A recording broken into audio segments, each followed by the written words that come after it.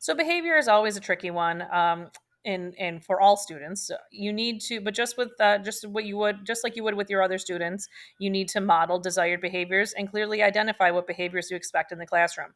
Expect Kids thrive on expectations if they know what they need to be doing.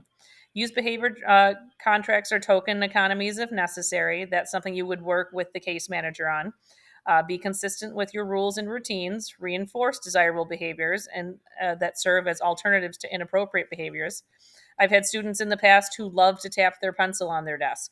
Well, that can be distracting to everyone else in the room. So instead of that, just have them. I've had them replace it by tapping on their leg because they can still tap, but it's not as loud. So that's a very simple example, but you get the idea.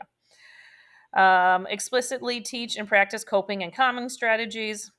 And now that we have so many social workers in the district, you can also utilize them to help with that. When dealing with conflict, explain what happened in as few words as possible and use a calm, non angry voice.